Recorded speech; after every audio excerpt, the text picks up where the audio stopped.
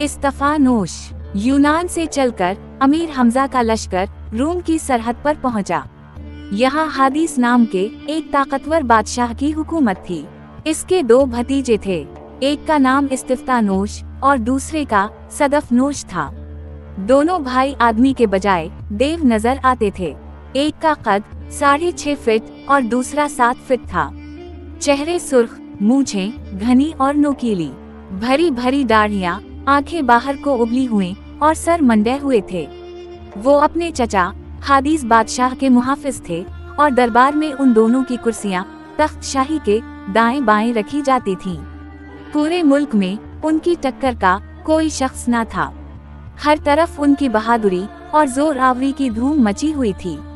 जब इन्होंने अमीर हमजा के आने और शहर का मुहासरा करने की खबर पाई तो उनका खून खोल गया। रोम की अजीम सल्तनत, जो कभी ईरान के बराबर समझी जाती थी, भला अरबों को कब खातिर में लाती। हादिस ने अपने दोनों भतीजों को हुक्म दिया कि 10-10 हजार सवार लेकर मैदान में जाएं और अमीर हमजा को तहस नहस कर दें। अभी ये दोनों भाई लड़ाई के एहकाम जारी कर रहे थे कि अमीर हमजा का एलची हादिस के नाम इस मजमून का खत लेकर आया। ये खत अमीर हमजा की जानिब से रोम के बादशाह हादिस के नाम भेजा जाता है। खबरदार हो जाओ कि तुम्हारी क़ज़ा आन पहुंची। नौशीरवां शहनशाह हफत किश्वर ने मुझे भेजा है कि तुम्हें ज़ेर करके खराज हासिल करूं और आइंदा के लिए इताअत का वादा लूं। अगर मेरी खिदमत में कल सुबह तक खराज लेकर हाजिर हो जाओ तो तुम्हें और तुम्हारी रियाया को अमान है, वरना शहर और किले की ऐंद से ऐंद बजा दूंगा और किसी को हर गज जीता ना छोड़ूंगा। हादिस ने जब ये खत पढ़ा तो तैश के मारे कांपने लगा। चेहरा तांबे की मानिंद तप कर सुर्ख हो गया। हुक्म दिया कि अमीर हमजा के एलची के नाक कान काट डाले जाएं। बस यही इस खत का जवाब है।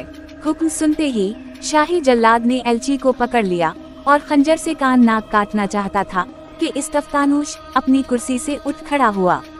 इसने आगे बढ़कर जल्लाद को इस जोर का घूंसा मारा कि वो लुढ़कियां खाता हुआ दूर जा गिरा। ये देखकर हादिस हैरान हुआ, कहने लगा, इस्तिफ्तानोश, तूने ये क्या हरकत की? बादशाह सलामत, आप अपना हुक्म वापस लें। एलचियों को मारना या उनके नाक कटवाना बादशाहों की शान के खिलाफ है। बहादुरी ये है कि हम मैदान में निकलकर अमीर हमजा से 2-2 हाथ करें। एलचियों का काम पैगाम पहुंचाना है, हमारा इससे किया झगड़ा। कहा तो सच कहता है, मुझे ऐसा नहीं करना चाहिए था। फिर इसने अमीर हमजा के एलची से कहा, जाओ और जाके अपने सरदार से कह दो कि हम कल सुबह इस बेहुदा खत का जवाब मैदान जंग है देंगे। एलची ने यही बात आन के अमीर हमजा से की और इस्तफतानूश का वाकया भी बताया कि अगर वो हादिस को ना समझाता तो जल्लाद मेरे कान नाक काट डालता। ये सुनकर अमीर हमजा कहने लगे, ऐसा मालूम होता है कि इस्तिफ्तानोश वाकई बहादुर आदमी है।